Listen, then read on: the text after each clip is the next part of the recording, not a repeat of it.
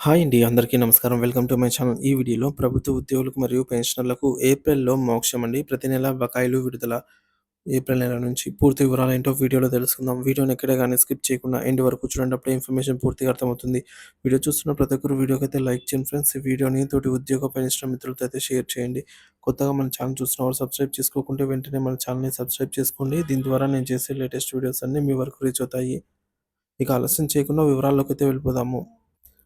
Friends ఇక విషయానికొచ్చినట్లయితే April నుంచి ఉద్యోగులకు పెండింగ్ బిల్లుల విడుదల అండి. ఉప ముఖ్యమంత్రి కీలక ప్రకటన. ఉద్యోగులు పెన్షన్లు ఎదుర్కొంటున్న ఆర్థిక సమస్యల పరిష్కారం కోసం తెలంగాణ ప్రభుత్వం కీలక నిర్ణయం తీసుకుంది.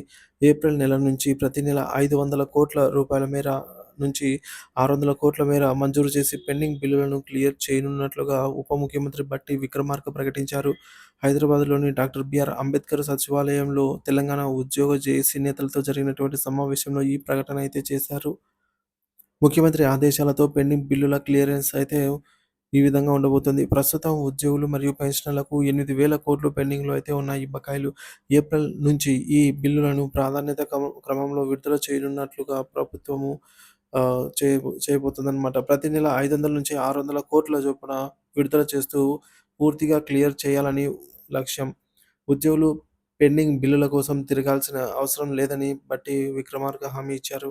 గతంలో పెండింగ్ బిల్లుల పరిస్థితి. గత ప్రభుత్వం ఉద్యోగులకు సంబంధించి 5,000 కోట్ల బిల్లులను పెండింగ్‌లో ఉంచిందని వివరించారు.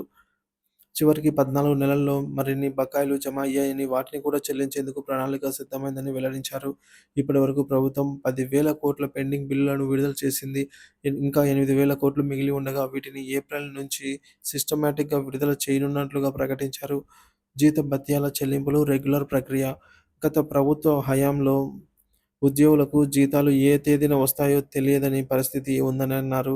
కాంగ్రెస్ ప్రభుత్వం అధికారంలోకి వచ్చిన తర్వాత ప్రతి నెల 1వ తేదీన క్రమం తప్పకుండా జీతభత్యాలు విడుదల చేస్తున్నట్టు గుర్తు చేశారు.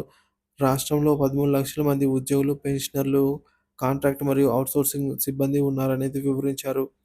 పెండింగ్‌లో ఉన్న బిల్లులు మరియు భవిష్యత్తు ప్రణాళికలు, రిటైర్మెంట్ బెనిఫిట్స్, మెడికల్ రీయింబర్స్‌మెంట్ బిల్లులు మాత్రమే పెండింగ్‌లో ఉన్నాయి. వాటిని ప్రాధాన్యత క్రమంలో త్వరగా విడుదల చేయడానికి కృషి చేస్తున్నాం అనైతే తెలిపారు. ఇక ఉద్యోగుల ఆర్థికేతర సమస్యలను పరిష్కరించేందుకు ప్రత్యేక మంత్రివర్గ సంఘం పనిచేస్తోంది.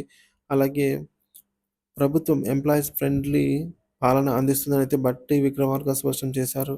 ఇక ఉద్యోగుల భరోసా, ప్రభుత్వ స్పందన. ఉద్యోగులు, పెన్షనర్లు ఆర్థిక ఇబ్బందులు పడకుండా చేయడం ప్రభుత్వ బాధ్యత. ప్రతి నెల 500-600 కోట్ల చొప్పున బకాయిలను క్లియర్ చేస్తూ ఏప్రిల్ నుంచి ఎలాంటి పెండింగ్ బకాయిలు లేకుండా చూసే దిశగా ప్రభుత్వం కృషి చేస్తోందని బట్టి విక్రమార్క తెలిపారు. ఈ సమావేశంలో ఆర్థిక శాఖ ప్రత్యేక ప్రధాన కార్యదర్శి రామకృష్ణరావు మరియు ఇతర అధికారులు పాల్గొన్నారు. ఉద్యోగుల పెండింగ్ బిల్లుల చెల్లింపుల విషయంలో ప్రభుత్వం తీసుకున్న తాజా నిర్ణయంతో ఉద్యోగులకు పెద్ద ఊరటనిచ్చే పరిణామమనైతే భావిస్తూ ఉన్నారు.